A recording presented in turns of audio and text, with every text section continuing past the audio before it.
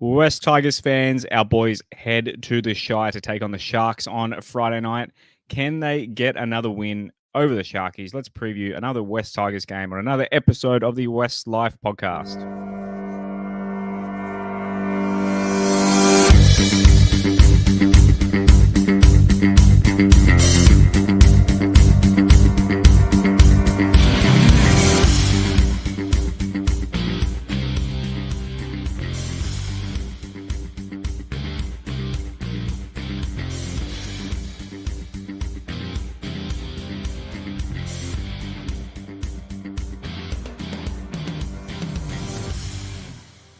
Welcome into another episode of the WestsLife podcast. I'm your host, Josh Barnett. Please give us a follow at WestsLifePod on Instagram and Twitter, and at westtigers.com.au, so minus westtigers minus the s, .com.au. You will find a link to everything we do. So if you're listening on audio, welcome, or if you're listening live on YouTube, thank you very much. If you're tuning in on YouTube, seeing all our regulars tuning in again for another episode. So while you're there, give us a like, give us a share, tell your friends.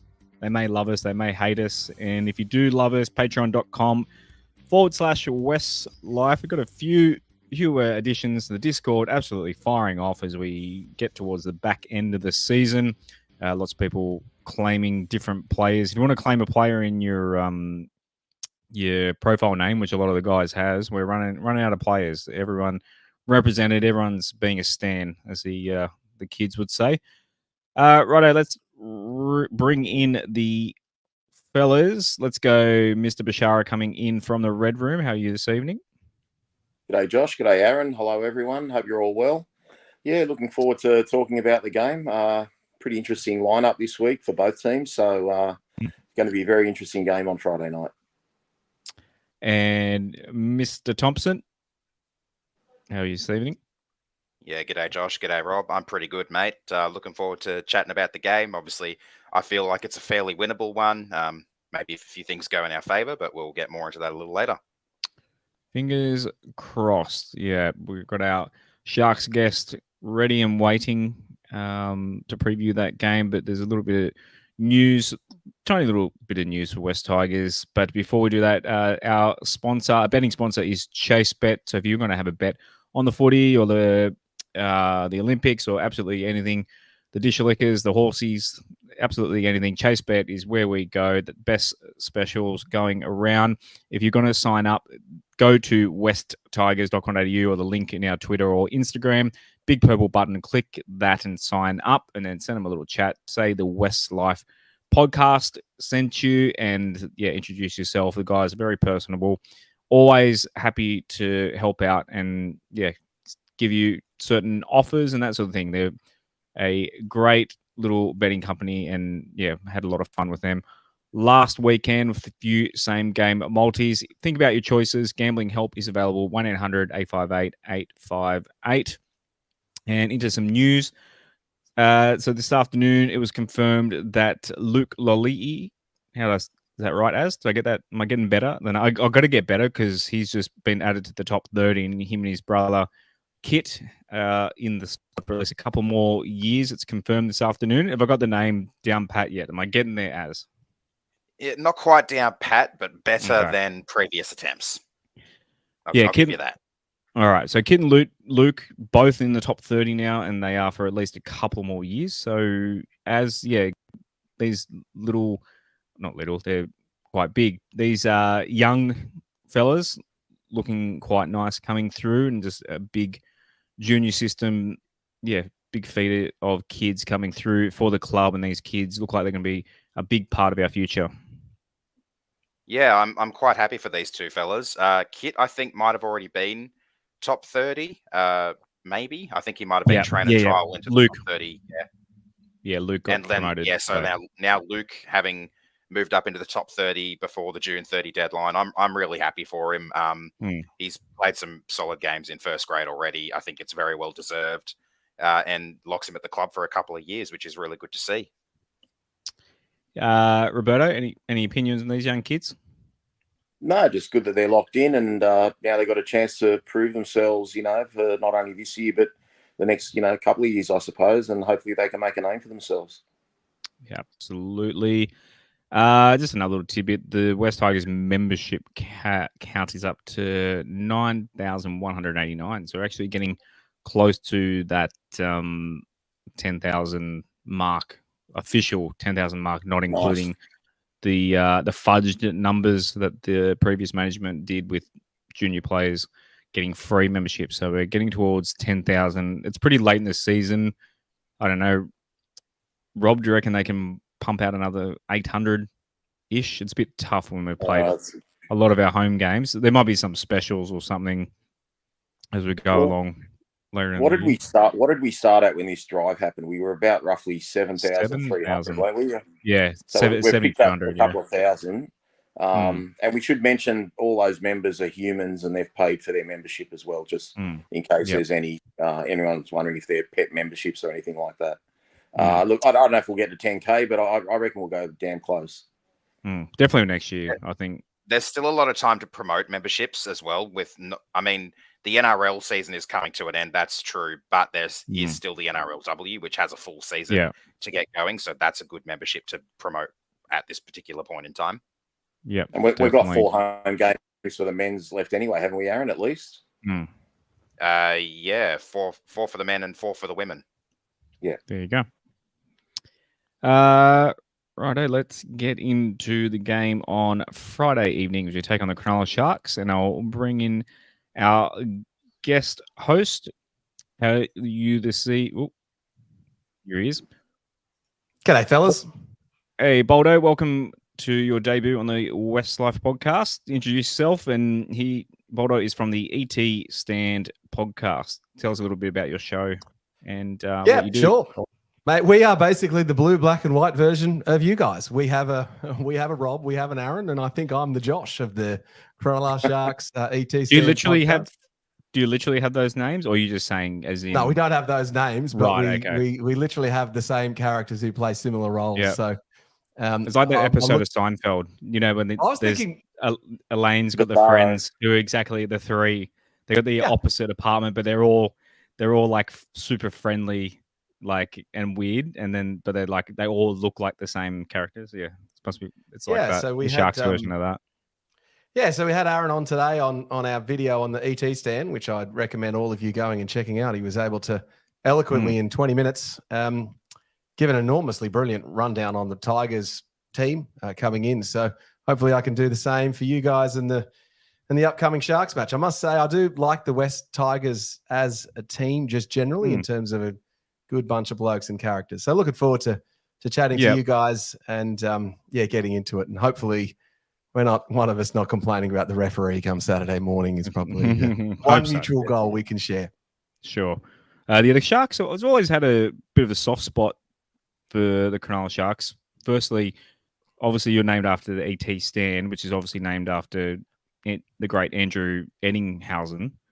Yeah, Ettinghausen. He kind of wanted to drop the S for a while. Okay.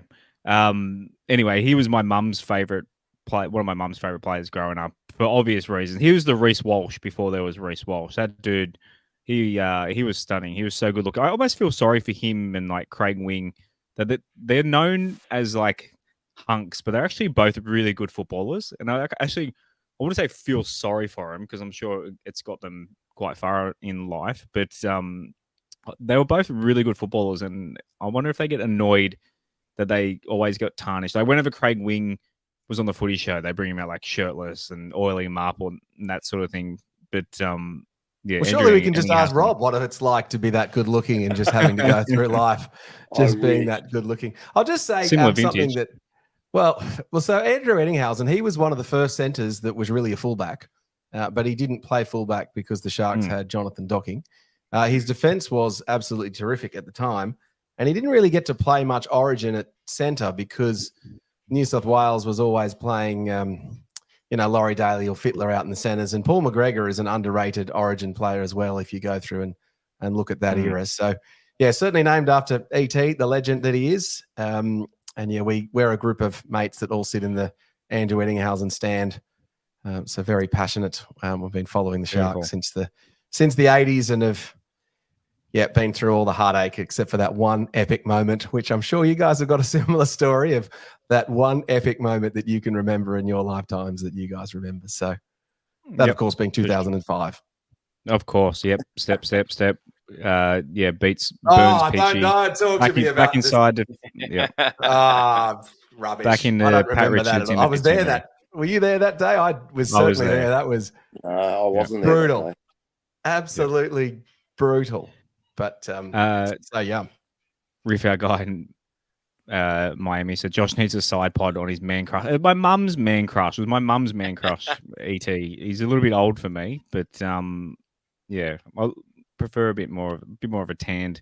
He's quite olive skin, I guess. Quite nice skin, I guess. But that's our man Riff over in Miami. To be honest, I was thinking before to kind of pull on this thread, for lack of a better term, but is it just because it's the age that we're living in? But like I'd mentioned Reece Walsh, and there's a lot of good-looking footy players getting around. Why don't we do like how we had Tina Turner being chaired by a few players? Obviously, you can't do a Tina Turner now, but like, can we recreate it with Jess Malboy or something, where you get a few players in Budgie Smugglers?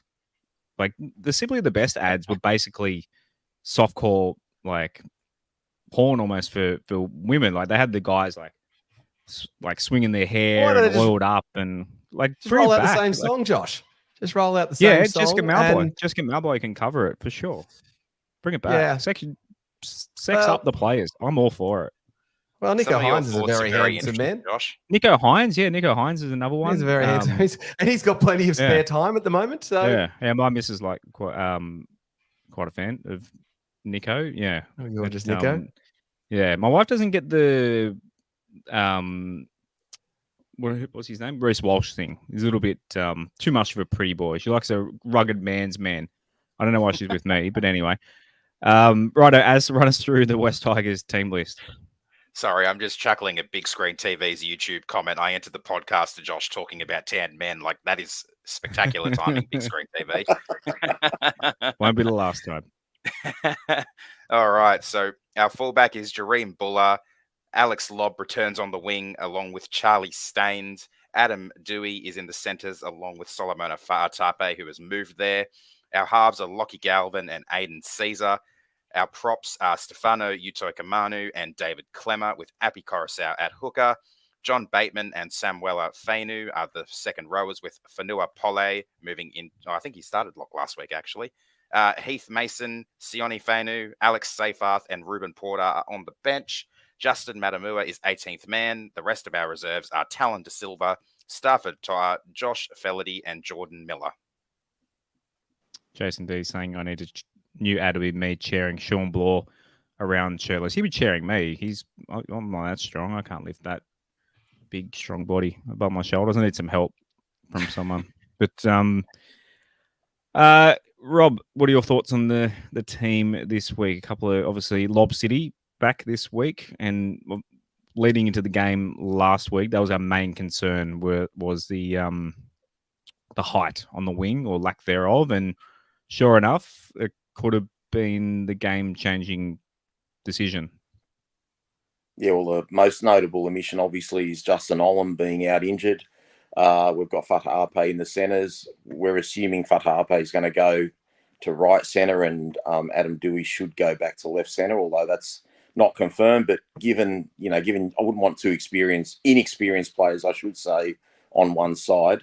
So it really depends on how long Olam's out for, as to probably which side Fa'atape will play, because he might have to get used to playing on the left. I think looking at that team, the forward pack's pretty much what we expected.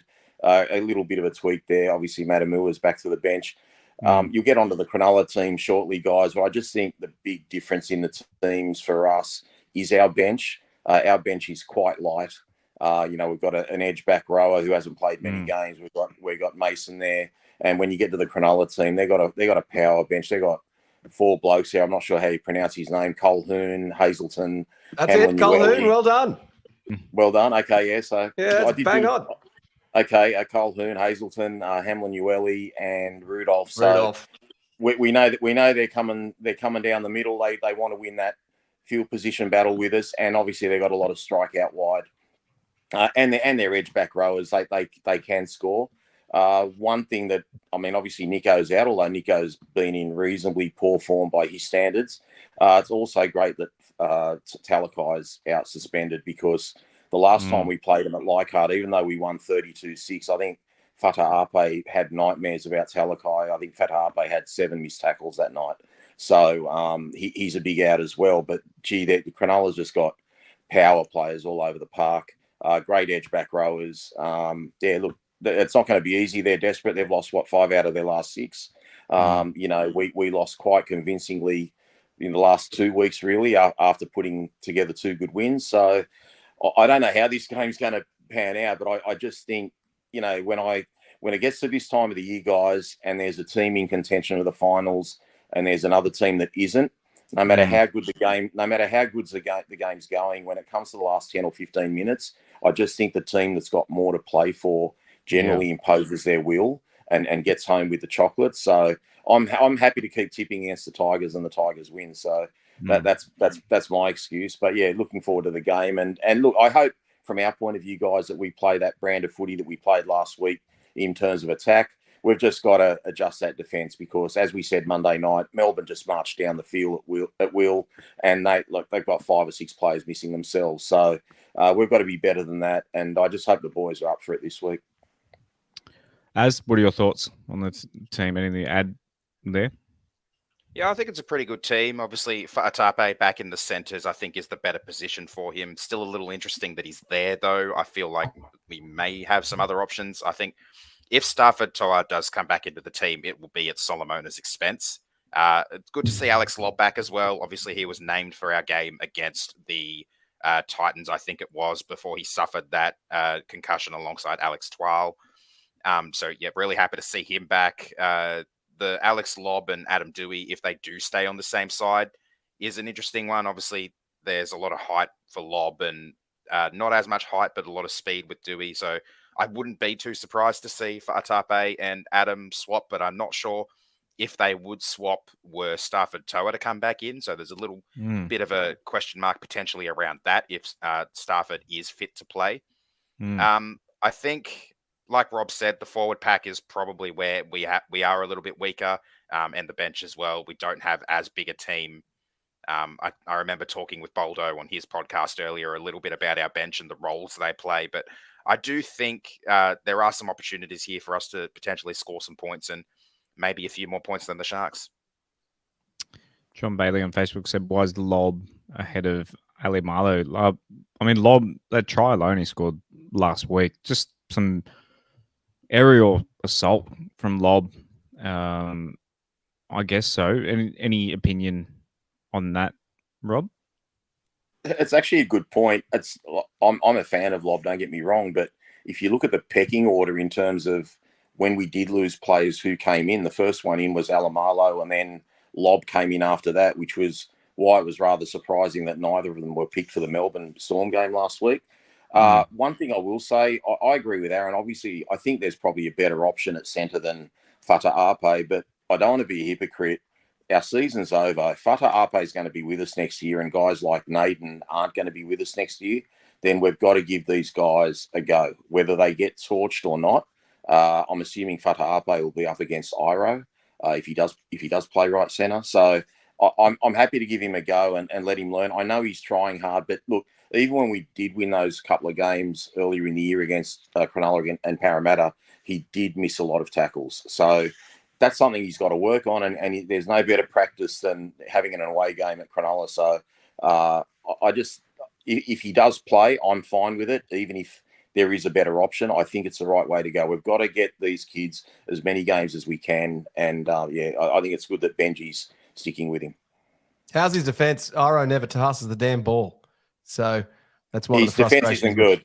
His defence isn't good. Like if you go back through his stats, I think the Cronulla game he missed 7, the Parramatta game he missed 4, the Dolphins game the week after he missed 5 or 6, and I think that's when he kind of fell on the outer and then kind of went out of the team, and then he's only come back through forced injury basically. So and then even shunting him on the wings being pretty awful too, because he's not great under the high ball. But the one thing he does do well, he's good like from dummy half or taking a hit up or doing that sort of stuff. But we've got to remember, guys, this guy, it's his first season in Sydney and with an NRL club. So what's he had? Not even 10 games yet, basically, for the Tigers. So we've just got to give all these guys a go, and it's just hard accepting that, we don't have elite. I'd love to have Joey Manu at right centre this week, but we're the West Tigers. We've got to find people. I think it's a blessing that Adams come back. I feel like Adams sort of locked one centre spot up, and that's even looking ahead to next year. Like Adam looks like he'll be playing centre, so I think that's good. Charlie Staines is improving. Lob and Alamalo have definitely got potential. Look, Lob has a penchant to jam in a lot in terms of reading defence, so I hope he kind of sticks with Katoa and doesn't get sucked in too much to coming in, but he's certainly got a height advantage and an aerial advantage on Katoa. So look, it's good because, even with the goal line dropouts, you do need a bit of height and a target to drop kick to. Like, there's no point doing a short dropout when you've got, Lauli'i on one wing and Fata'ape on the other wing. So I just think Katoa's no slouch on the bombs, mate. Well, he might have a bit of height. He's known to get a kick try. No, he has got a good lead, good. But Lob, if you watch Lob, Boldo, he just looks like an AFL player playing rugby league. Yeah, hands up. Yeah, he's just a fantastic catch. He did it in the trials. Every game we've seen, he scored a try against the Sharks off an early high bomb and leapt over the top. You should put him on Ronaldo then. Or do you not want to switch them? No, well, I think Staines had a great game on the right wing, so we might keep it the way it is there. But look, I'm not saying Katoa's a great player. Don't get me wrong, but I think Lob's got some serious springs in his legs. Riff, our guy he's in Peru at the moment. He's flying the flag for Felity, who's hasn't had a crack. When was Felity's last game? Cowboys up in Townsville earlier this year.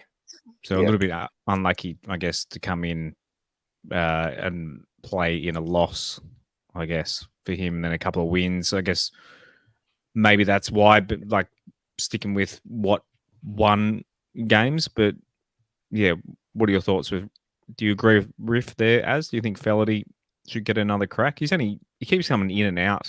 Like, he gets a couple of goes and then gone again. He scored a double for the Magpies last week. Yeah, well, he's actually only played 2 first-grade games. He made his debut in our final round, shellacking at the hands of Manly last year, and then his first and only game so far this year was that Townsville one. I'm a little bit unsure about what the situation is with Felity. I feel like there's a chance that maybe Benji or those in power at the club maybe have gone a little bit off the boil with him or unsure about his position at the club. I'm not sure how long he's currently contracted with us for, so that could be something to look into there. But he is a decent option. I'm still not sure young about too. him Still myself, very young. though. Yeah. He's another one of those players that's coming through at sort of an interesting time. Like, we've got a lot of kids coming through already. The question is, how many more kids do we want to bring through, I guess, simultaneously? And we've got a 30-year-old who can't keep his knees healthy. Boldo, what are your thoughts on our side here? I mean, as we kind of just mentioned, we're pretty have succumbed to our team's very inexperienced and very young and still growing. So I've always been an admirer of Aiden Caesar. I think he's been an underrated NRL halfback for a long time. And he had some really crafty games for the Raiders against the Sharkies, and Sharks had quite a bad record against the Raiders for a long time, and he's kicking field goals. So he scares me a little bit. 2019, Boldo? Yeah, don't love Aiden Caesar. There's certainly a respect from Sharks fans, and I think most NRL fans, towards Adam Dewey. In that 80-meter try, he was certainly getting cheered on the ET Stand group chat when he got that try against the Raiders. John Bateman is one of those Michael Ennis style players. You don't like them when they play against you, but then they come into your club and then you think they're a legend. And then Appy absolutely tore us up. So last time we played you guys, we put Appy Coruscant in the picture in our thumbnail, and we've now got a rule, which is we don't put opposition players in the ET Stand podcast thumbnails because Appy absolutely tore us a new one. So in terms of a team that I would expect, I don't know that much about your bench, so I can't comment there. And that was an interesting comment that Aaron made about the lightness of the Tigers bench compared to the Sharks bench. The Sharks have not run with an interchange back on the bench all season, nor have they had a backup number 9. So Blake Brayley has played 80 minutes in every single match. His defense has been a little bit poor. So whether the big bad Sharkies can get over the top of you guys, I guess time will tell. The thing with the Sharks is that the starting forwards are not really better than the bench forwards. So who the top forwards are in the Sharks is kind of unknown. And that means that when we get to the 20-minute mark, if the Sharks aren't down by 18 points, they typically can storm over the top of the other teams. And with Big Tom and King Royce, as we call him, it makes the Sharks forwards very difficult to deal with from a perspective. But yeah, I'll read you through the team. The Sharks have obviously got Will Kennedy at fullback. The enigmatic Will Kennedy, he's not quite Ben Barber or David Peachey or Jonathan Docking, but he's one of the better Sharks fullbacks. Look, the star players of the Sharks are Sione Katoa and Ronaldo Mulatalo. So if the Sharks are to win, it is going to be off the back of those guys trucking the ball out from, our 20 meters when we're in our danger zone. The centers, they actually don't see that much ball. The back rowers, as Rob called out in the Sharks, they run some brilliant lines. So Britton Nakora is also arguably the top or one of the top back rowers in the world. He doesn't get heralded as much as he should because he's a New Zealand player, but his combination at international level with Sean Johnson is very strong. And Teague Wilton is a former schoolboys captain. So that means that the centers don't pass it as much. And obviously we're missing Talakai as well. Daniel Atkinson's named at 5'8". So Sharks fans are have been out long arguing this season of whether Daniel Atkinson or Braden Trindle should play in the 6. Braden Trindle is more of the halfback. And so Atkinson's more a natural 5'8". He's quite the running player and very popular. I like Atkinson. So if you like getting on the opposition team for a try, Atkinson could be good. And then in the forwards, we've got Royce Hunt, Blake Brayley at hooker who'll play 80 minutes. Kafusi, Nakora and Wilton will also play 80 minutes. Cam missing a front tooth McInnes, the polarizing captain for the Sharks. I like Cam McInnes, but he's not the elite level player. And yeah, that big bad bench. So Jesse Colquhoun's been injured. Tommy Hazelton's just that massive dude. And Rudolph and Ueli have been in and out of the team. So they might not be as scary as you think. They played for the Jets last week. And 2 weeks ago, Rudolph had an absolute shocker and was likened to perhaps the worst Sharks performance of all time is how bad he was. He basically gave away 3 penalties, dropped the ball, gave away the penalty that led to and then got hooked. It was disastrous. So that's the Sharks team coming into it. I think we kind of match up well against you guys. The Sharks need to come out spirited. If we're going to beat you guys, we've got to just get the fans into the match, I think. Yep. That Colquhoun guy, he's the one that's always standing and walking, isn't he? Yeah, he's one of those. He is a little bit of a standing and walking. He's been injured for a little bit, so it'll be interesting to see what his fitness is. And I could see one of the ET stand guys, Scott Latino, coming through saying that I hate Cam. That may or may not. I don't hate Cam. Bringing in the viewers for us. Beautiful. Oh, a couple. Welcome, Scott. A couple. But and yeah, the other thing I guess with the Sharkies is the attacking players haven't been as good post Matt Moylan.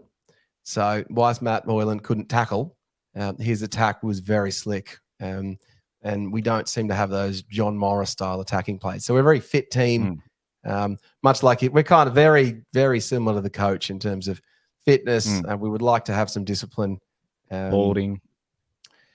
Well, yeah, and I'm called Baldo, so thank God I've got some hair. But yeah, and the reason why we lose is just the same poor discipline stuff, penalties, stupid errors, and the Sharks have a poor emotional fragility. So when we make mistakes, we tend to concede tries. So discipline. That's obviously our. Yeah, I think we've got you on that one there. So it could be. How are you guys for sin bins this year? We're on a tear when it comes to sin bins this year. Well, we had Talakai last week. And we've had, I think, one other. You guys have certainly had more than us. You've had 2. Must be nice. I was saying to Aaron, I kind of feel like the Sharks and the Tigers are sitting towards the bottom of the referee hierarchy in terms of the unconscious bias. So I'm not sure who's on top of who in this one, but we seem to get some shocking ref moments where you're just sitting there going, oh, how did that happen? Or, there's 50-50s just going against us. So one day I'll tell you about the soft whistle. But anyway, Rob, any thoughts on the Sharkies team here? Yeah, like I mentioned before, they are a big bloody team. The forwards, massive units there. Royce Hunt, Oregon Kafusi, they know what they're doing. They do their job and they do it quite well. Tom Hazelton, he was the only Sharks player that scored a try against us at Leichhardt, and I think it was his first touch of the ball, so he's going to be a danger to watch out for when he gets to come onto the field. Braden Trindle seems to step up in the absence of Nicho Hynes, so I think he's one of the Sharks' danger men as well in regards to what he might be able to create for the backs on some really good kicks. Daniel Atkinson, I don't know too much about him because I haven't seen too much of him, but I think when either Nicho or Braden have been out, he's done a decent job as well. He iced the game against the Melbourne Storm, and so Hynes has been heralded as not being able to ice the moments. Atkinson looked far more composed and hit a brilliant field goal to get us home in that match. So who takes your goal kicking when Nicho's out? Well, Braden Trindle 2 seasons ago was considered better goal kicker than Nicho, and then Braden Trindle wasn't in the team at the start of last season, so Nicho became the goal kicker. Nicho's goal kicking, he's been a 90% kicker until the kick we needed him to get against the Dolphins, and then didn't kick it. So Braden Trindle will be absolutely butchered that one, didn't he? Well, it's a sideline conversion. Is he Tricky's son? Tricky Trindle? No, no relation. No relation. Right. Okay. No relation. I was going to say he can't be that old. Yeah. No, so we don't lose too much. We don't. But obviously, Bubba, but the great Balmain legend, Bubba Kennedy, dad of William.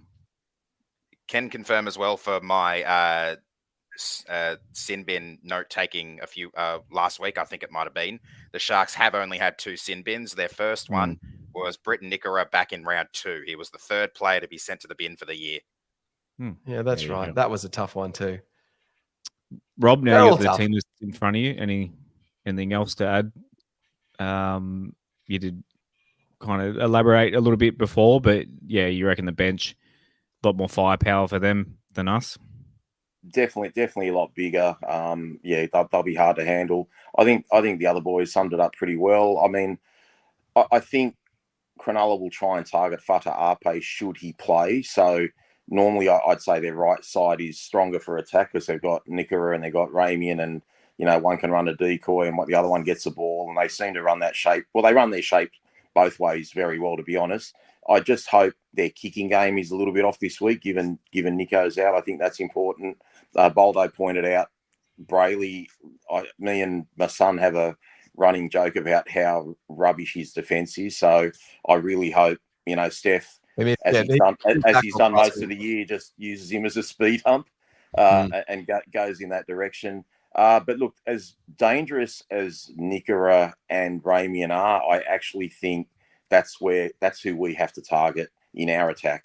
I think we've got to target Cronulla's right side. I think Iro's a pretty solid defender, and as good as Ramian is, I still see him missing some tackles, and it probably cost him a start in Origin for game 1 this year in the previous game prior to selection. So great players, they're so dangerous, but when they're defending, that they have got a bit of a weakness there. So I'd expect Lockie to be running at him all game, and hopefully Adam will be on that left side, and we can give him a bit of grief there. Right, stats man, what have you got for us in this one? So we're coming up to an opportunity for us to beat a club for the 2nd time in the same season, for the first time in a while. So I've taken a look back at the last few times we've done that. We haven't done it. Obviously, we've only won 4 games in the last 2 seasons. So we haven't done it in either of the last 2 seasons. We did it in 2021 against the Knights. One of the matches we won was in Magic Round. I think the other one might have been up in Newcastle. 2020, we did it against the Bulldogs. 2019, we managed it against the Knights and the Cowboys. The last time we did it versus the Sharks was 2014. So maybe the 10-year anniversary is the occasion it happens again.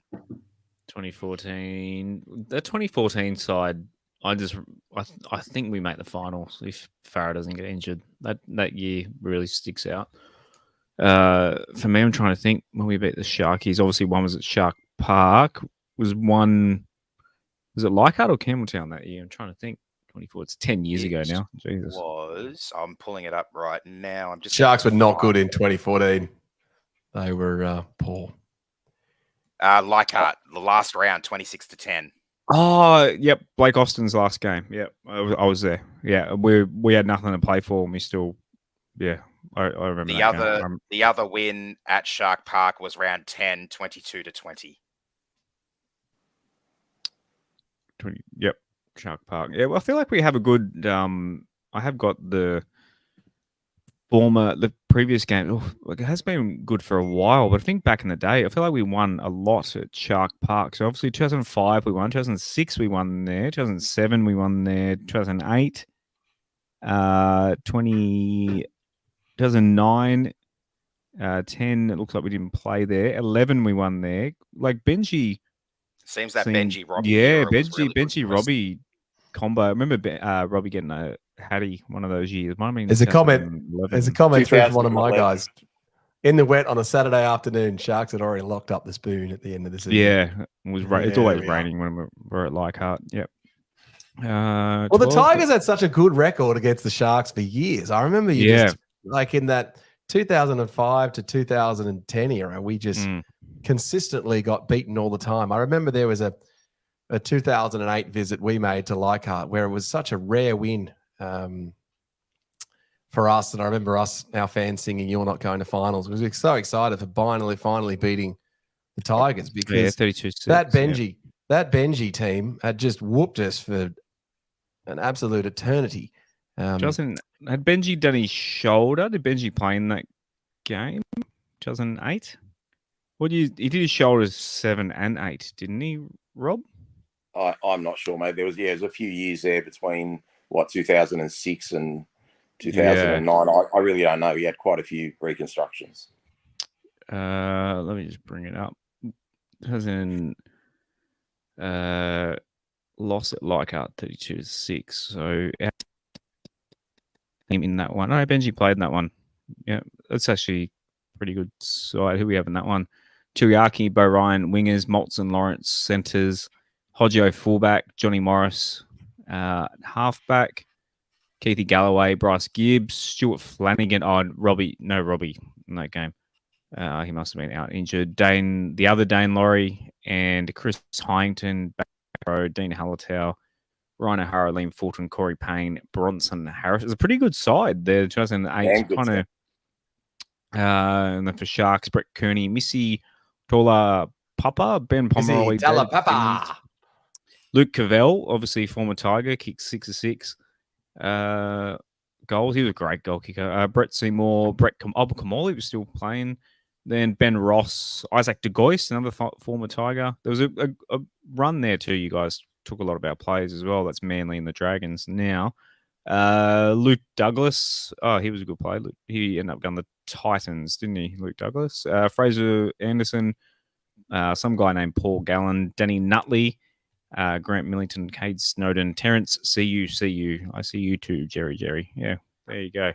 Not a good day at Leichhardt. But yeah, apart from that, a big run for Rob. Yeah, it seems as if Robbie Farah had a great record against Leichhardt. Maybe that was the factor. Because he did, like I said, I saw him get a hattie against you guys in Cronulla one year. So here's a bit of trivia for you. Which player has kicked the most goals in a match between the West Tigers and the Cronulla Sharks? Luke Cavell. It is Luke Cavell. And which team was he playing for? Well, isn't the question between the Sharks and Tigers? No, did you say which team was he? Got to be the Sharks. Which team was he playing for? Sharks. Was it? He's playing for the Tigers. It was 2003. Really? Yeah, right. He kicked 8. I've got nightmares about him missing a goal against Newcastle in 2004 that might have put us in the finals that year. Is that the one where it was 45 meters out and it was the kick to Yeah, it was a long kick, but I mean distance was never an issue for him. He had a massive boot. No. But going back over those Tigers players, you mentioned Taniela Tuiaki. He was such a brilliant winger for you guys, and such a shame that he didn't get to kick on and play longer. That was a real bummer, that one. Mate, probably a day doesn't pass when I don't think about that, to be honest. Tuiaki going down in 2009 against the Eels, wasn't it? Rob, Eels at the SFS. Yeah.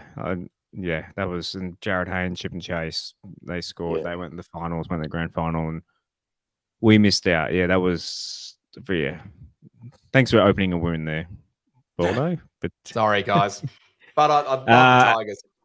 That's right. I actually did think I've started. So 2020, the first game back from COVID was us versus you guys playing at what was CommBank then? It was Bank West Stadium. No crowd, but yeah, we won 28-16. I just remember that finally footy coming back, and we got a win there. So didn't get to witness it, but it did happen. So crazy times as well. So it was also the first game after one Bronson Sherry had been suspended, and I think that might have had a bit of an impact on the Sharks for that game because they seemed to struggle without him. Yeah, he couldn't inject himself into that game.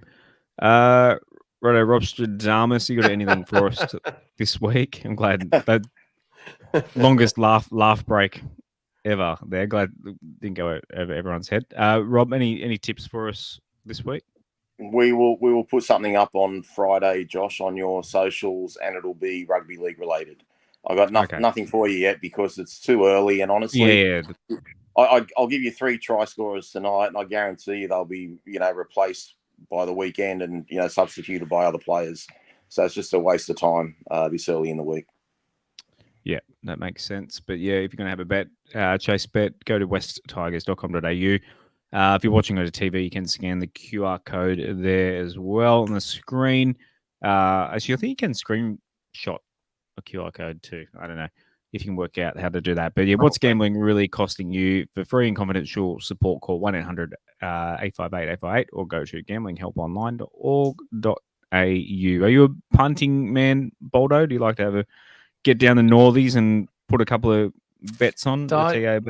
I don't bet too often, actually. I tend to only bet when I know the outcomes of stuff. No, not a betting man. But if I was to pick try scorers this weekend, I'd be jumping on Charlie Staines to score against the Sharks. He always scores against us.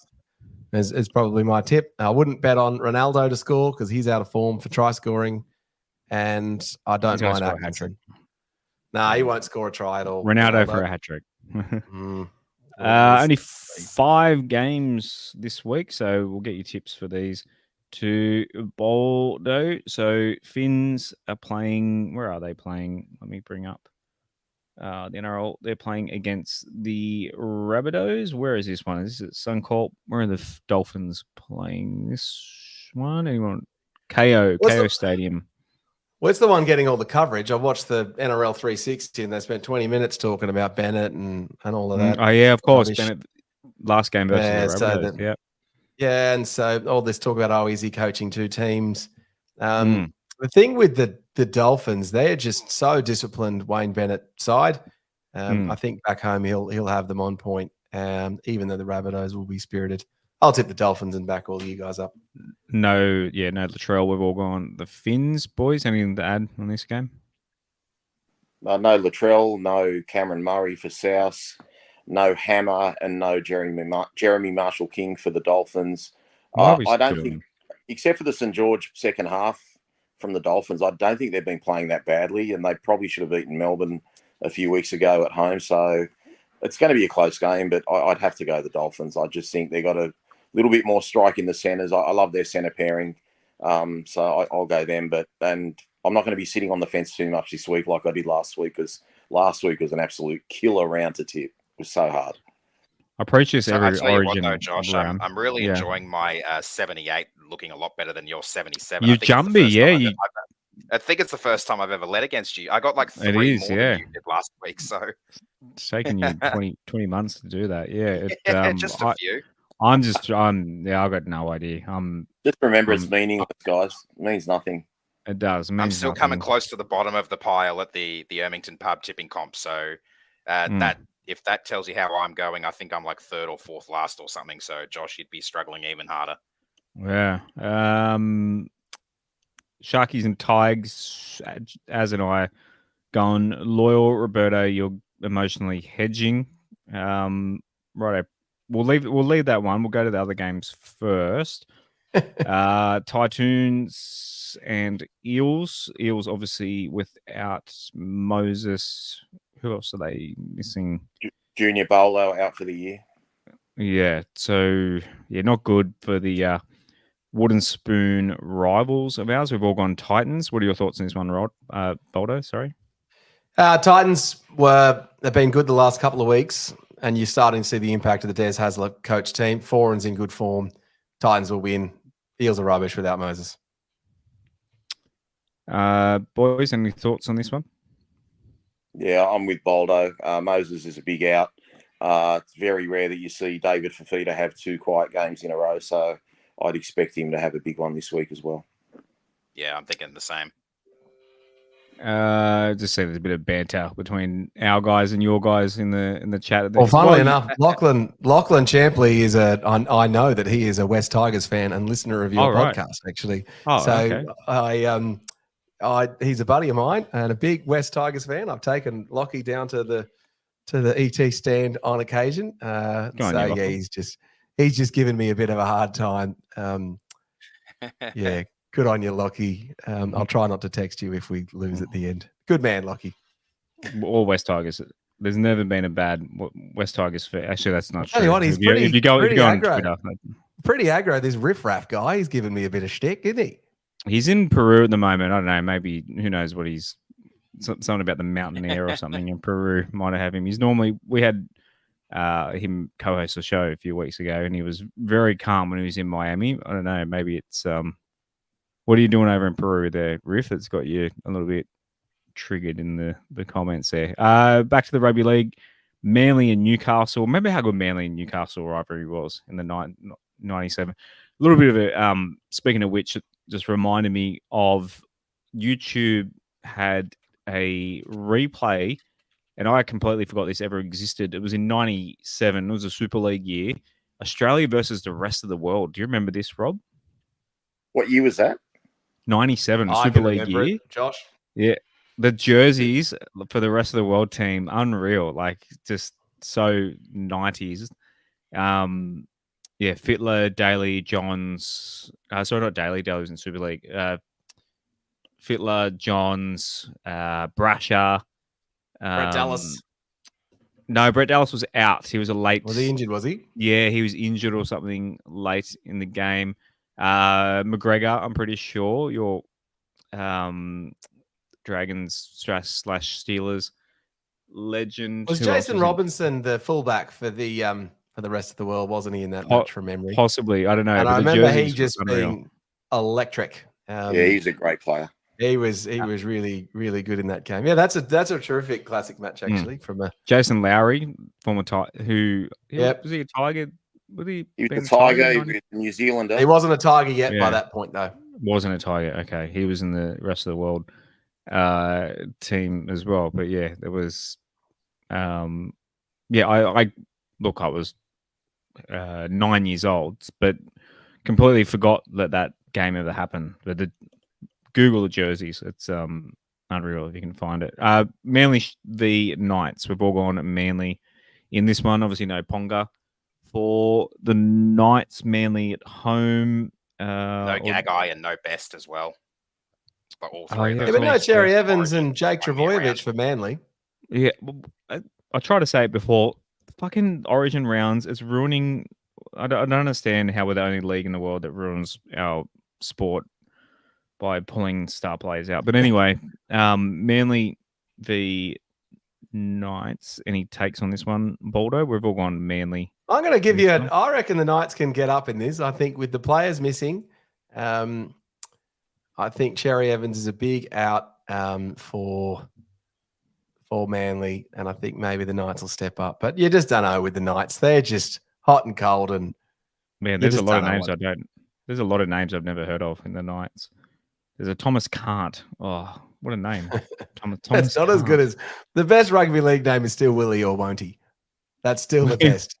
That's got to be a 12 man. Is that a 12 man reference? No, that is definitely his name. He was a South Sydneyan halfback. Willie, surely you remember Willie or Won't He, Rob? Never heard of it. Never heard of it. Oh, he's such a good name. What a great name. My favorite rugby league name will forever be Fui Fui Moi Moi. Yeah. Fui Fui Moi Moi is also good. Missy Talapapa was also a good one. This one, Christian my papa Langi. Yeah. My papa Langi. Jackson Hastings still there. Yeah, a lot of the Manly side's basically all ex-Tigers. Like Boldo, Josh, I tried to find a way to tip Newcastle because I watched Luke Brooks put bombs up a couple of weeks ago in the wet, just the same old shit, tackle after tackle after tackle, and it nearly drove me to alcohol, and I don't even support Manly. Like, it just gave me nightmares of what we had for 10 years at the Tigers. So if Brooks doesn't... Yeah, it was just awful. And I think that's why I tried to look for Newcastle to win. But as you said, Josh, there are a couple of names there I didn't even recognise. So I can't do it. But like Boldo said, I would not be surprised if Manly are in trouble for a certain amount of the time of the game. But you got to think Manly will come home and over the top and win. Manly have a debutant at the halves alongside Brooks, I think. There are a lot of question marks about Manly. We all know what it's like having Brooks try to lead your team around and not do a particularly good job. And like you said, Rob, that game 3 weeks ago between Manly and Souths without the Origin players just showed like how bad he can be at times. And yeah, I'm really iffy on this game still. I'm leaning towards Manly, but I'm not fully convinced on them. I may end up changing my tip to the Knights. Is that Humphreys, the son of Stephen Humphreys, that was our former CEO? I don't know. If anyone knows out there, guys, shoot us a message. I got a feeling it might be. And I think you missed a game, Josh. I think you missed the Broncos Saints game. Oh, did I? Oh, yeah. My bad. I was too busy complaining about something. We've all gone Broncos heavy favourites against the Dragons up at is it Suncorp? They're playing it. Yeah, it's Suncorp. So they're playing. Dragons have got a good history at Suncorp. And they're not missing as many of the Origin players. And so, look, if Reynolds is out, and Ben Hunt. They are missing Ben Hunt, but Broncos are down Adam Reynolds to start with, and also Walsh is their other key player. And whilst they've got, a couple of others, and they are still the Broncos, and the season is on the line for them. I think got an excellent coach, the St. George Illawarra Dragons. I wouldn't also put it past them. And also, just back to your point about the Origin round, it just completely ruins the teams. So in terms of the tipping and the betting and all this sort of stuff, you just don't know what's going to happen. You want to watch the star players play for their teams as much as possible, and you want the product to be good. Like I just think they need to make Origin a 3-week back-to-back, and on the weekends we can watch Samoa play. Do like a Pacifica try series. We could have the women's Origin on a Friday night, the men's on a Wednesday, 3 weeks in a row. NRL stops. You can rehab your injured players, and then we're back in the NRL for a 10-game run home. I don't see how that doesn't make sense, because if it's 3 Wednesdays in a row as well, surely the ratings would be good, because people know, all right, it's Origin week, rather than be, is it Origin week this week? Is it next week? Like, it's every 3 weeks. If you're like a casual viewer who only watches Origin, whereas if you know, all right, it's June, for 3 weeks in June, it's Origin time, and it just allows any injured players. Like, imagine if South's got Latrell Mitchell 3 weeks off. He's injured midway through Origin, but say he got injured just before Origin, it gives you 3 weeks to rehab him and hope that you can have him. And so the run home for the teams are fresher, and they've got more people, more players playing as well, rather than ins and outs and in camp and out camp, and like it's just shit. And this is coming from, we haven't got an Origin player in our squad at the moment anyway, so it doesn't affect us as more. We have Appy. We have Appy. He should have been selected. Well, not this year. Yeah, but didn't affect us. We looked at We looked at the outcomes of the NRL competition and worked out that the difference between first, second, and third is not statistically significant. So you're just as likely to win if you're first as if you're third.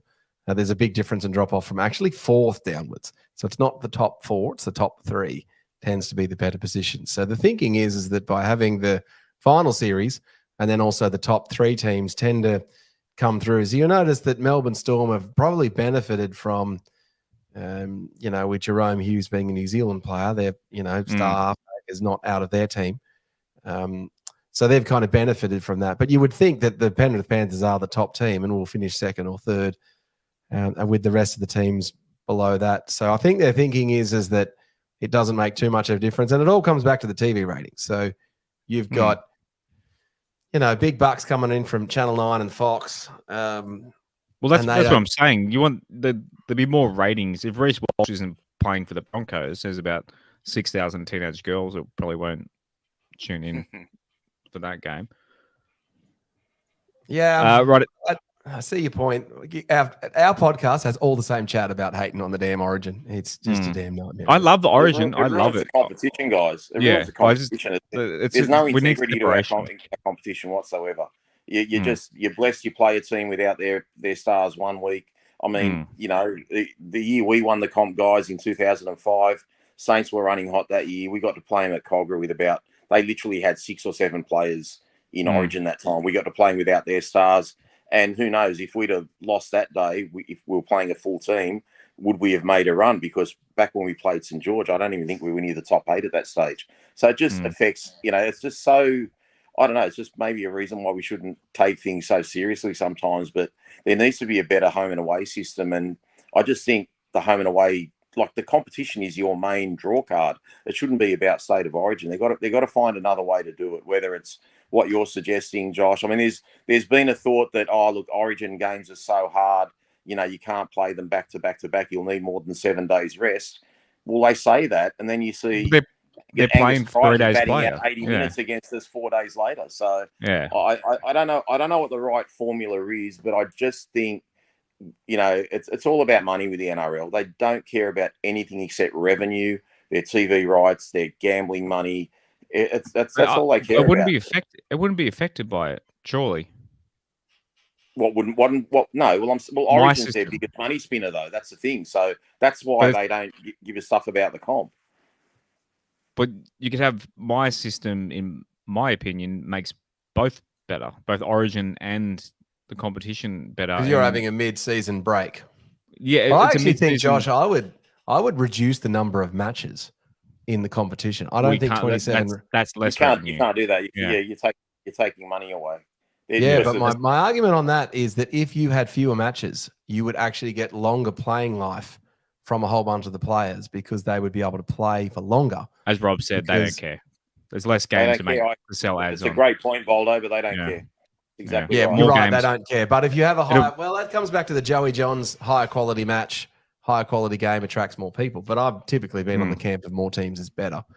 I'm a big fan of the conference system, actually, back to the point of how to fix. So I would have all the Sydney teams in the same conference so that we play you guys twice.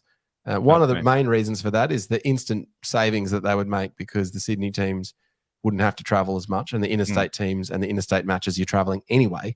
So if they're playing each other more often, because the Sharks get a bigger crowd when West Tigers play as opposed to the Dolphins. So we'd be better off as that a product and same vice versa for you guys. We'd have to play the Roosters twice a year, which would suck, but I agree. We totally concur with that, mate. We've had this discussion before. We've preached that, for sure. You get those traditional rivalries of Canterbury's versus Parramatta's and they pack out the grounds. You get that twice a year instead of having to hopefully see only once a year. It's just they really haven't put enough thought into the draw. But as I said, they don't care. But they should do the conference system because they will get better crowds and that'll generate more TV interest because we love watching games where there's a full crowd. It gives it a greater atmosphere and it's more fun to watch. Well, it's also got a rivalry and also scarcity. So then you've got the rivalry. The Sharks play the West Tigers twice a year, so we know what we're in for. We know that team better. And then when the Sharks play the Broncos, it's once every 2 years. and then once every 4 years, the Broncos come to town to play the Sharks at Shark Park. It would be such a big moment for the Broncos to do that. And so it just works on best. John Bailey's right. The Sharks have had the best draw for the last 3 years. You're not wrong. We had a pretty good one last year. Was it last year? Well, this year's pretty good too. Roosters once, Panthers once, Storm once. Yeah, we were pretty lucky this year, but didn't matter. Sharks Speaking of Tiger Sharks, the game incoming. What are your predictions, fellas? Rob, I'll let you go first. I don't know, Josh. I really, really don't know. I want to say it's a high scoring. I want to say it's a high scoring game, but I mean, I don't know. I can't give you an answer. I'll go 28-16, but that's the score I was going to say.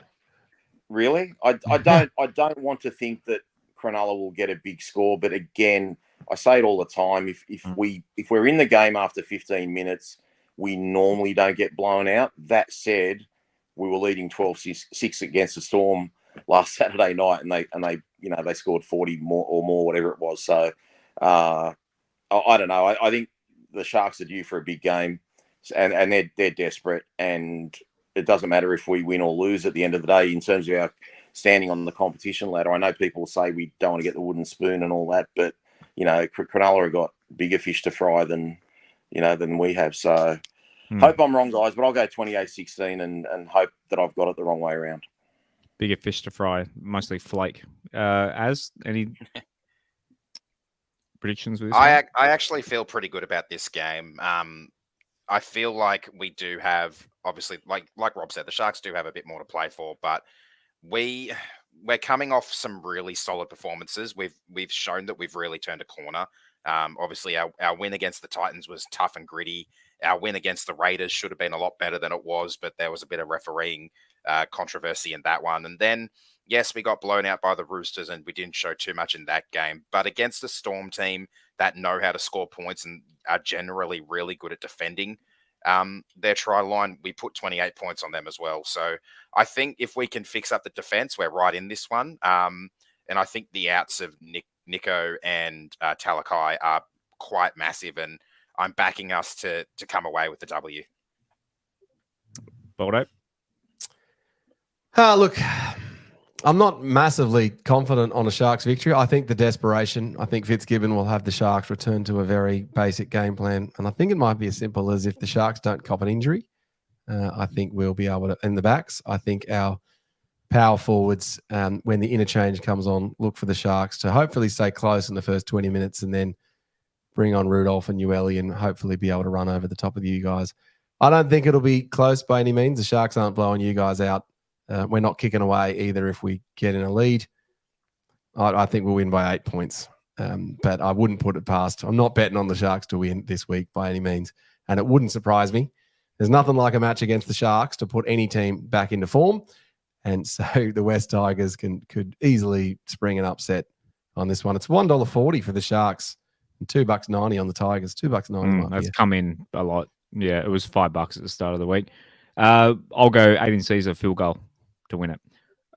Lower grades, the Magpies and the Jersey Flag West Tigers, they're playing in Wentworth Park. So in the middle of the dog track, they're playing against the Roosters. The Roosters play at Wentworth Park for some reason. I don't know why, but that's what they're doing this year. So yeah, Brent Nathan's at fullback, Alan Marlowe on the wing, so Felity and Toa in the centers, Sakura in the wing. It's not a bad looking side. I don't know how the Magpies aren't getting wings. Fainu and Sullivan in the halves, De Silva at hooker.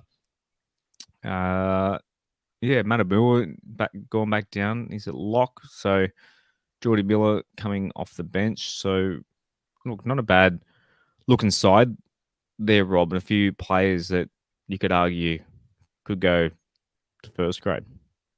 On paper, it looks a lot better than it has in recent weeks. But again, can we convert it to a victory? Does anyone know how Latu went last week? Have we heard any reports on how he played? Because I didn't see the game. Yeah, that's a key player for us. Because I mean, once he gets back to some fitness, I mean, he's got to take over that number 14 in first grade for us because he can cover a few different positions. So that's Sunday Arvo. Jersey Fleet plays at 1:15. New South Wales Cup is at 3 o'clock. So you want to head to Glebe. Glebe? So technically in Glebe, Wentworth Park, Glebe-ish, to watch those teams go around. And then the women's premiership, they're playing Sunday at Collegians Sporting Complex. I don't know whether, I think that's Wollongong. I think we've had this discussion before. I think it's down. It's Wollongong. Wollongong. They're playing against the Steelers, and as you informed me last night when we were looking at the teams, the NRLW girls have a trial against the Broncos on Saturday night. So a lot of debutantes for Harvey Norman, and good luck to young Ellie Barnett getting her debut. Go get him, Ellie. Wearing the number 6 jersey, making her debut for the women's Harvey Norman Premiership side. Anything to add on that, Az? Yeah, I'm looking forward to this game. I don't know if it's going to be streamed on New South Wales Rugby League TV or not, but if I do get the chance to watch it, there'll be a few girls in here that I'm keen to have a bit of a look at. There's still a few of our NRLW players from last year playing in this game. For example, Josie Lanaz in jersey number 2. Claudia Brown, I think, might have. Claire Kennedy, I think, might have as well. Imogen Gobrin in jersey number 15 off the bench, played NRLW last year. And as for the NRLW trial, it's a precursor or like a curtain raiser to the Broncos game against the Dragons on Saturday night. So I don't know if that's being streamed. Last year, I think the NRLW trial matches were streamed. So I'll be keeping an eye out for that too. Hopefully it is. And just while we're talking about Women's Rugby League, how cool is it to see Australia versus England happening in Vegas next March? Oh, yeah, we didn't even talk about that. The teams going to Vegas. It's who was it again? Warriors, Panthers, Raiders. Warriors and Raiders. Come on, fellas, the Sharks are going. And then the Panthers versus Sharks as well. Yeah. Are you going, Boulder? You book your flights? We're gonna try and do a ET Stand podcast live from the Strip. I believe is currently our very ambitious plan. I'm not sure what happens when the Sharks win the premiership, though. If we still go to Las Vegas, if we've got to play the World Club Challenge over there. Oh yeah. I don't think that's going to be a problem for us, guys. Why? How did we not think of that? Might be a problem for Penrith. I used to live in the States, so I'm going to try and get a bunch of my American buddies to come over. Yeah. Whereabouts? They'll have to change it because even the English clubs that they've mentioned are a chance of winning their version of the titles. Yeah, Warrington and Wigan. Yeah. Where in the States did you live, Baldo? I lived in New York, so for a couple of years, That's which cool. was good fun. What's the rugby league fandom like there? Because they got there's a New York Rugby League. Is it the Axemen? No, there's actually a stronger rugby. There's a couple of rugby union matches that you see more prevalent around New York City, and of course, and the Sharks had that legend New York businessman give us $5 million recently, which I can't claim to have had any impact on. Oh, really? How come? Yeah, we got money? Yeah, we got given $5 million because we were struggling, and a guy just said, "Yeah, we just love the Sharks." I've just messaged the friend of mine who used to work with the Sharks. The Sharks have got 14,000 members, according to her. Just to give you a comparison, I thought that would be an interesting number for you. Including junior rugby league players or something in the numbers. Not sure. It's a text message, quick. Hey, how many members have we got? Just as a comparison, so we can't quote it as a number. But what does it count as a member? It's like what do you get? Patreon time. The questions we didn't get to from the guys and girls in the Discord. If you want to join, patreon.com/WestsLife. Riff said just copy and paste Brocker's rant from last week. That was a big essay. Yeah, last week, Brocker's about the loss. Who did we play last week? Man, the Roosters. So, yeah, and Shane said, I second that. Sione Chicken Wings, aka Ben, said, would really like us to improve both ends, not just one end and neglect the other. Like we've been decent in defense and shit in attack. Now, last couple of weeks, we've seen improvement in attack, but our defense has gone to shit. Benji needs to fuck the Fatape wing experiment off. Olam either is okay or he goes and fixes his knee ASAP. He looked horrible all night. Almost feel like Stefano needs to sit out until his contract is sorted. because my lord, he looks like a little lost sheep. Pole contract now. There's just another quick one, but that's been added in there from Shane tonight as well. He just says, unfortunately, with the Sharks playing for a semi spot, I think we're going to need a bigger boat. But yeah, shouts to everyone in the Discord, and that brings us to the end of the show. And a big thank you very much, Boldo, for joining us tonight. And a big thank you for having the Statsman as on your show as well. Where can people find your show? Yeah, we're on YouTube and also available on Spotify. We do a debrief straight after full time on Friday night. So if any of you boys would like to join and celebrate your Tigers victory when you get it, that would be more than welcome and amusing. And then we do a Tuesday night live show as well. And then we have segments during the week, random ones from time to time. We do actually do a series called Classic Cronulla Chronicles, where we look at past matches. So the West Tigers one we've done recently was the 2008. We've done that one before at Leichhardt, and then we also did the Andrew Fafita lawnmower try celebration in 2013 with the two, which is a bit of good fun going back and looking at those. But yeah, I just want to say congratulations on a terrific show and just a brilliant setup and a great engagement from fans. I know a lot of the rugby league fans like to often hate on each other, but yeah, I really like you guys as a bunch of guys. You've got a really good fan base and really nice bunch of team. I don't like your colour format, but everything else is pretty good. And then you've adopted. I actually was wearing a Cronulla Sharks, early 2000s jersey because you've got the Cronulla Sharks. I do like that. You've got the Cronulla Sharks. The LG from the LG one. Yeah, this is the LG one before they bounced from us. So, but yeah, other than that, I hope it's a good game on Friday night. And I think you guys, I reckon the Sharks are more likely to get the ref benefits than you guys. I think you are lower than us on the hierarchy, but there's not much in it. Oh yeah, we're at the bottom. The refs hate us. There's a hierarchy in rugby league in terms of where the teams sit, and I'm pretty sure after that bloody debacle in Townsville, the Cowboys are definitely at the bottom of that hierarchy. The bottom, and the Tigers. Oh, you mean the Tigers? The Tigers. Yeah, they're at the bottom of the ref benefits hierarchy in terms of who gets. Oh, you said Cowboys. You said the Cowboys are. I'm gonna say no. I said after what happened at that Cowboys match with the with the penalty off the kickoff with a second to go. God. What can you say? One of our biggest episodes ever, though. We went live literally after. Was it? Was that your biggest? Yeah. we were furious, absolutely furious. Goodness. Yeah, it's funny how your podcast does better when they lose. So our best podcast so far was when we lost to you guys. Not so much. It was just that one. That one. We were venting on the way home, weren't we, Josh?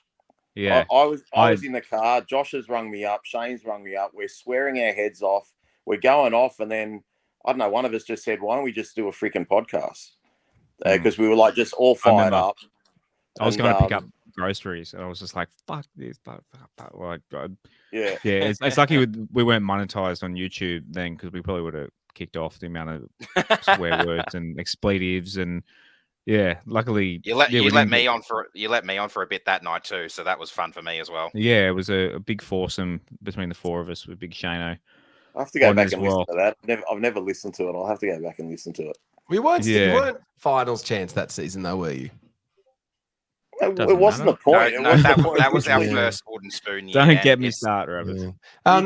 We're lucky that game didn't have any impact on whether or not we were going to finish with the spoon, since we were 2 wins below the Tigers. Yeah. It doesn't matter. We're robbed. It doesn't matter. Every win we need. It was a breadcrumb that we needed. It doesn't matter. It was irrelevant for a finals chance. We had our guts kicked all year, and just to have I still remember fist pumping when who kicked the field? Was it who kicked the field goal? It was a try at the end, wasn't it? Adam Dewey scored the last try and then missed the conversion. Yeah. Missed the conversion. That's right. And everyone thought the conversion. Yeah, no one thought that the conversion even mattered. So yeah, but even that, if the amount of time came off the clock properly, it was game over. But I'm sure Toa scored the try, not Adam. And then was it? I think so. But I think Adam set it up, or he was involved in it, heavily involved in the try. But thanks for looking that. ahead to next year for you guys, Josh. You've before I go, tonight. well, sorry. Well, here's a positive one for you. Aaron and I were touching on this. I think the signing of Jarome Luai for you guys is going to transform your club, and I think you'll have managed the salary cap. And I think your management's probably, from someone looking from the outside, seems to have their SHIT together a little bit more. Mm-hmm. I've thought for a long time that Jarome Luai is in the top 5 NRL players, period. I don't think Nico is one of the top 5. I think I should be really pumped up for next season. Aaron wasn't prepared to say the Tigers would make the 8 next season. I reckon you will with Jarome Luai. Penrith were good as soon as they had him. I reckon he's an absolute weapon. He's better than Cleary. I think you'll bring a winning culture for sure. Yeah, I reckon you make the 8. I reckon you'll finish 7th or 8th next season. Appreciate it. Thank you so much, Boldo. Pleasure, guys. It's been great fun. Boys, anything to leave us before we head to the weekend? No, just thanks to Boldo. I'm disappointed with the name of his podcast. I would have thought the Peptide Podcast would have sounded a lot better. but that's all. No, you've been a really I tried good not sport. to mention that. Yeah, you've been a really good sport, and you've told us a lot about your team and your knowledge of rugby league in general. So, look, I hope it's just a good game on Friday night. And as you said, I really, not that it matters anymore in terms of our position on the ladder. I just hope the refs give us a fair go. But, you got a parochial crowd down there, so it should be worth a few offside penalties or 6 against to you. So we'll see how it goes. But no, it's Sharks good, Sharks will get them above the green. Yeah, good fun show. Thanks, fellas. Great being on. All right, as always. Sorry, Az. Yeah, no, nothing much to add. Just looking forward to the game. Hopefully, we can get the win and have a good, fun, celebratory pod on Monday night that we win and the Eels didn't, which puts them back in last. Yep. So the race is on. As always, go the Tigers. Go the Tigers. Go the Tigers. Go Sharks. Thanks for listening to another episode of the WestsLife podcast. Please follow us at WestsLife Pod on Instagram and Twitter and facebook.com/WestsLife Pod. You can also support and take part in the show at patreon.com/WestsLife and give us a subscribe on YouTube and turn notifications on. We'll see you again next time on another episode of the WestsLife podcast.